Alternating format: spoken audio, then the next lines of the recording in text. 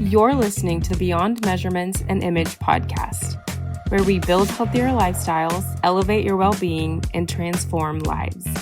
Welcome to BMI. I'm your host, Dr. Drew Crawford. I'm a board-certified gastroenterologist and obesity medicine specialist. Thank you for joining me today on Beyond Measurements and Image.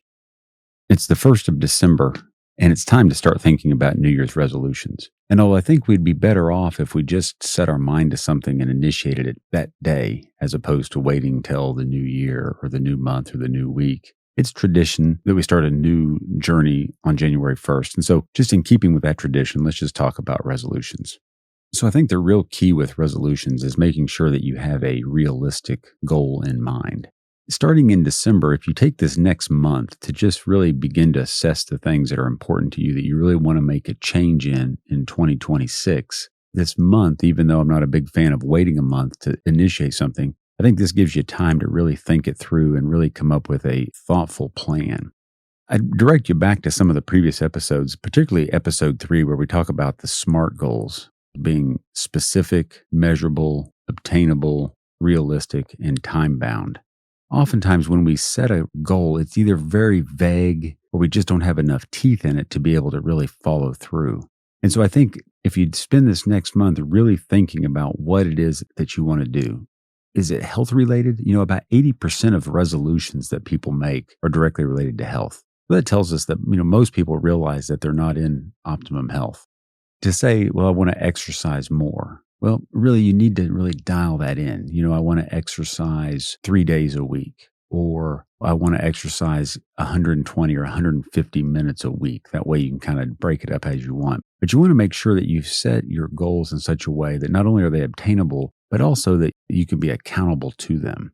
So to just say, I want to exercise more. Well, if you don't exercise at all and you exercise once a week, then technically you're fulfilling your resolution. And of course, exercising once a week is better than not exercising at all. I'll give you that, but it's not really moving the needle. So you need to have kind of a long range plan. Like, what is the plan? Is it weight loss? Is it a better VO2 max? Is it the ability to walk without getting winded? Is it more of a physical thing? Do you want to lose 15 pounds, 50 pounds, 200 pounds, 5 pounds? Is it something specific? So really dial in what it is that you want. And then make yourself accountable, right? I think it's probably a good idea to tell somebody. If you can get a partner to do it with you, that's even better. But the accountability should take you a long way. It's interesting, if you look at the data, most people who make New Year's resolutions don't stick with them. In fact, it's estimated that by March, about 80% of people have already given up on them. And even more alarming is about 60% or a little over 60% of people have given up on their goals by the second Friday in January. So that's not even necessarily 14 days into the month. I think that it's just important to recognize that if you make your goals too unrealistic, that you're just going to have a really hard time achieving them. BJ Frog wrote a book about habits called Tiny Habits. And I've talked about it before on the podcast. And he said that he wanted to increase his frequency of flossing his teeth. And I'm paraphrasing on this. And so he just set a goal that he would floss one tooth each night, just one tooth. And if he wanted to do more, then he would allow himself to do more, of course. But he didn't have to do more. He just needed to set the goal that he would floss one tooth. And that way it was an achievable goal. It was realistic. It was attainable. He did that and then eventually developed the habit. And so he just talks about the ways that you set small goals and then you build on them and build into bigger goals. And so I would encourage you that when you're picking your resolution, do something like that.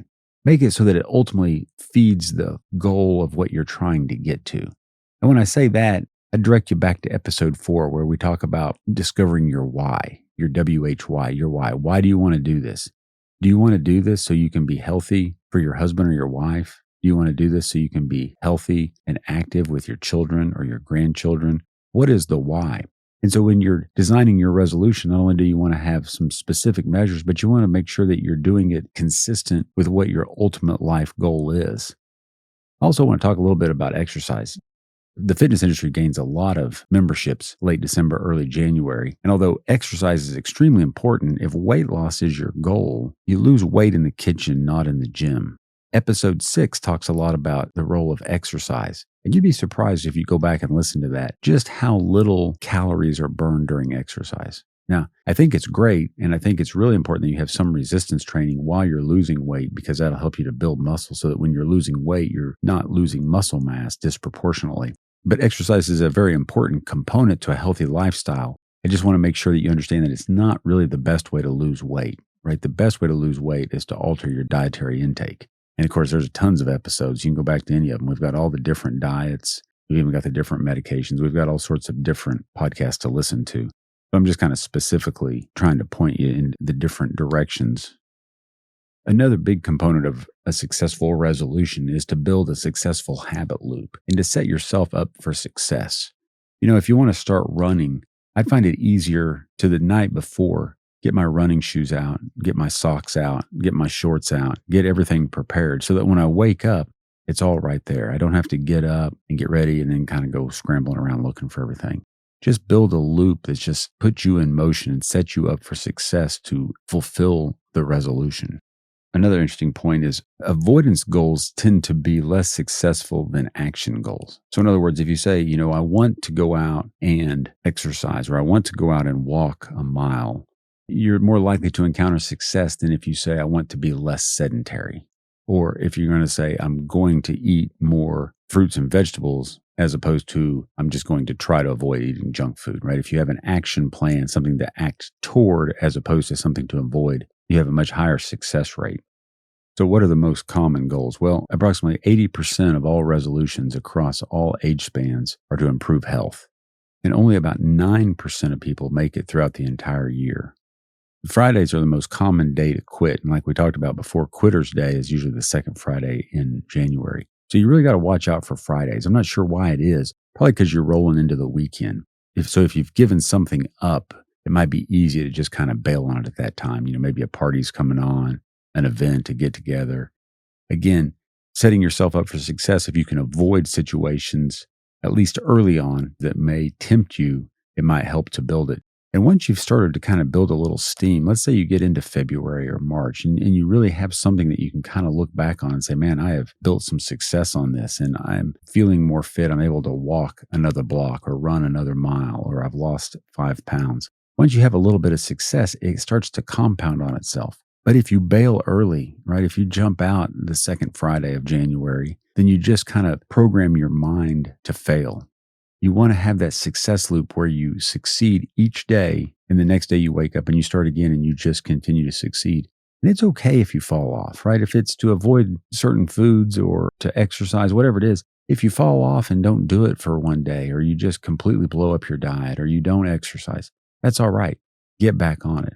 I believe it was James Clear that said, if you miss one day, it's a mistake. If you miss 2, it's the start of a new habit. Clear's the author of multiple books on habit building. So what are the most common resolutions? Well, exercise more, eat healthier, and lose weight. Those are the big fitness goals that are out there. Financial goals tend to be save money, pay down debt, and spend less money. And then relationship goals tend to be improve communication, spend more quality time with whoever, and to increase your appreciation and gratitude for people. I don't think your resolutions have to be fitness bound. Of course, on the BMI podcast, we're really kind of wired to drive toward these things that are, improve our health and fitness. But, like I said, there's multiple types of fitness, right? There's financial fitness, financial health, financial well-being. There's emotional or social support. And I just think a lot of times, when we get so busy with life, a lot of times we let these relationships kind of slide. We don't really dig in, maybe put the effort in that we need to make those relationships better. And sometimes no different than when we stand on the scale and we're too heavy, or we just, we can't run as far, we're just winded, we just feel out of shape.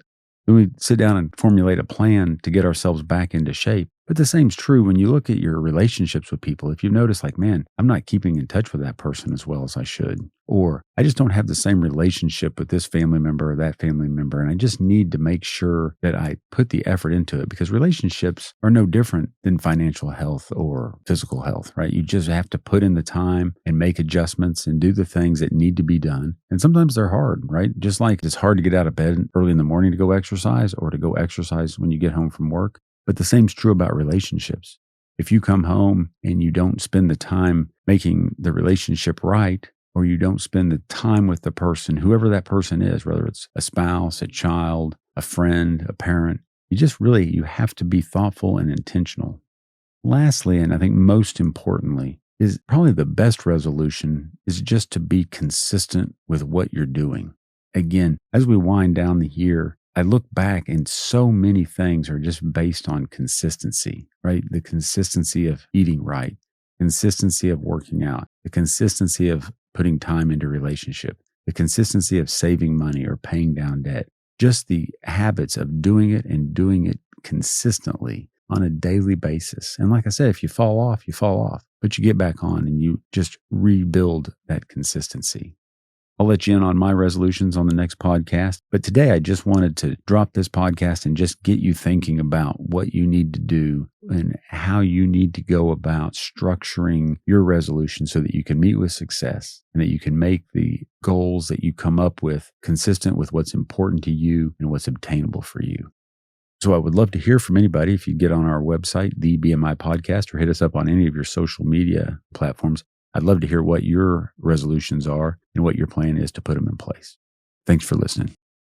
I'm your host, Dr. Drew Crawford. Join me next week as we go beyond measurements and image to build healthier lifestyles and elevate your well-being on the BMI Podcast. See you then.